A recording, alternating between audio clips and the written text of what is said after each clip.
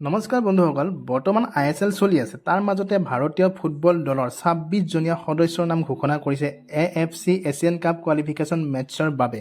তাৰ ভিতৰত যিটো বৰ্তমান ট্ৰেণ্ডিঙত চলি আছে, জিতু নামক লৈ এই 26জনীয়া সদস্যৰ ভিতৰত সেইজন হৈছে ভাৰতীয় ষ্ট্ৰাইকাৰ ফৰৱাৰ্ডছ প্লেয়াৰ সুনীল ছেত্ৰী।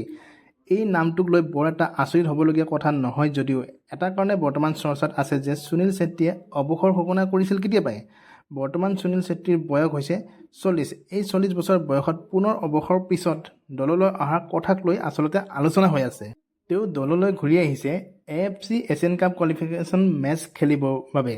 এইটো দলৰ বাবে বেয়া নহয়, এইটো দলৰ বাবে খুব ভাল কথা। ভাৰতৰ দলক তেখেতৰ সদায় প্ৰয়োজন। সুনীল ছেত্ৰীৰ নামটোৱেই কাফি। সুনীল ছেত্ৰী আচলতে কোনো ক'বই নালাগে। সুনীল ছেত্ৰী ভাৰতৰ এজন মেইন ষ্ট্ৰাইকাৰ আৰু এজন মহান খেলুৱৈ বুলি ক'ব লাগে। ভাৰতৰ দলত বহুত অৱদান আছে সুনীল ছেত্ৰীৰ। এইটো কোনেও নক'লেও জানে সুনীল ছেত্ৰীৰ কথা। সুনীল ছেত্ৰী এজন কোন হয়, গতিকে তেওঁ পুনৰ ভাৰতৰ দলৰ হৈ খেলিব AFC এছিয়ান কাপ কোৱালিফিকেশ্যন মেচত। গতিকে ভাল খবৰ, এইটো বেয়া খবৰ নহয়। ভাৰতীয় দলক তেখেতক সদায় প্ৰয়োজন, তেনেকুৱা এজন খেলুৱৈ ভাৰতক প্ৰয়োজন আছে। কিন্তু এফালৰ পৰা চাব গ'লে এটা বেয়া যে ভাৰতৰ দলত সুনীল ছেত্ৰীৰ স্থান পূৰণ কৰাৰ বাবে কোনো এজন খেলুৱৈ নোলায় নেকি, যে তেওঁক অৱসৰৰ পাছত পুনৰ দলত বিচাৰিব লগা হ'ল। ইমান বছৰে ISL চলি আছে, এজন খেলুৱৈ নোলায় নেকি তেনেকুৱা, তেখেতৰ দৰে ভাল খেলুৱৈ এজন নোলায় নেকি? গতিকে এইফালৰ পৰা চাব গ'লে এইটো ভাৰতীয় ফুটবলৰ বাবে বেয়া খবৰ বুলি ক'ব লাগিব। কাৰণ এজন অৱসৰ হোৱা খেলুৱৈক পুনৰ দললৈ ঘূৰাই অনা মানে কি বুজায়? যে দলটো আগুৱাই যোৱা নাই, পিছুৱাইহে গৈছে। অৰ্থ কি বুজাইছে? ইয়াৰ অৰ্থ এইটো বুজাইছে যে ভাৰতীয় দলত তেখেতৰ স্থান ল'ব পৰা কোনো এজন নাই বৰ্তমানলৈকে। কোনো এজন তেনেকুৱা খেলুৱৈ ওলোৱাই নাই যে সুনীল ছেত্ৰীৰ স্থান ল'ব। ভাৰতীয় দলটো আগুৱাই যাবলৈ হ'লে কিন্তু সুনীল ছেত্ৰীৰ দৰে ইয়ং খেলুৱৈবিলাকে সুনীল ছেত্ৰীৰ দৰে খেলুৱৈ হ'ব পাৰিব লাগিব, তেতিয়াহে ভাৰতীয় দলটো কিন্তু আগুৱাই যাব বিশ্ব ফুটবলত। আৰু যিয়ে নহওক AFC এছিয়ান কাপ কোৱালিফিকেশ্যন খেলবোৰ তেওঁ খেলিব। এজন দৰ্শক হিচাপে তেওঁ ফিল্ডত দেখিলে ভালেই লাগিব। মোৰ পাৰ্চনেলি সুনীল ছেত্ৰীক খুব ভাল লাগে, ভাল পাওঁ। খুব এগৰাকী মহান খেলুৱৈ ভাৰতীয় ফুটবল টীমৰ। এতিয়া চাওঁ আহকচোন ভাৰতীয় দলত কোন 26জন সদস্যই স্থান পালে।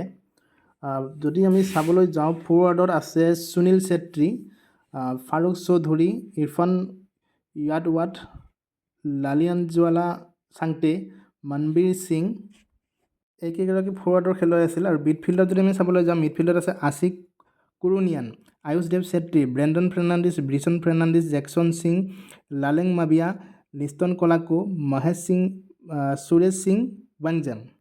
ডিফেণ্ডাৰত আছে আশিষ ৰয়, বৰিছ সিং, চিংগলেনচানা সিং, হিমিংথান মাবিয়া, মেহতাব সিং, ৰাহুল ভেকে, ৰচন সিং, সন্দেশ জিংহান, সুভাশিষ বোস। আৰু গলকিপাৰ যদি আমি চাবলৈ যাওঁ, গলকিপাৰত পাইছে অমৰিন্দৰ সিং, গুৰমিত সিং আৰু বিশাল কেইট। গুৰমিত সিঙক সকলোৱে চিনি পায়, নৰ্থ ইষ্টৰ গলকিপাৰ। নৰ্থ ইষ্টৰ গলকিপাৰ খুব ভাল খেলে গুৰমিত সিঙে। গতিকে নৰ্থ ইষ্টৰ গলকিপাৰ গৰাকী নেশ্যনেল টীমত স্থান পাইছে, গতিকে ভাল লাগিছে বাৰু। এয়া আছিল ভাৰতৰ AFC এছিয়ান কাপ কোৱালিফিকেশ্যন মেচৰ 26জনীয়া স্কোৱাড। এতিয়া এই AFC Asian cup qualification match কেইখন ভাৰতৰ কেতিয়া হ'ব চাওঁ আহকচোন।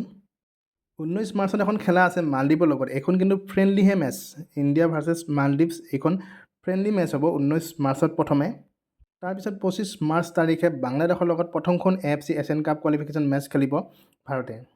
ইয়াৰ পিছত 10 জুন তাৰিখে হংকঙৰ লগত আছে আৰু 9 অক্টোবৰ 2025 তাৰিখে ছিংগাপুৰৰ লগত আছে। 14 অক্টোবৰ 2025 পুনৰ ছিংগাপুৰৰ লগতে আছে আৰু 18 নৱেম্বৰ 2025 আকৌ বাংলাদেশৰ লগত আছে। 31 মাৰ্চ 2026 হংকঙৰ লগত পুনৰ এখন খেল আছে। এখন খেলৰ পিছত সেইখন খেললৈ এটা দীঘলীয়া সময় আছে, এটা গেপ আছে।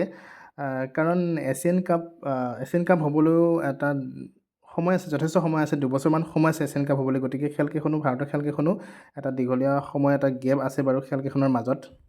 তো আজিৰ ভিডিঅ'টোত ইমানখিনি আছিল আপডেট।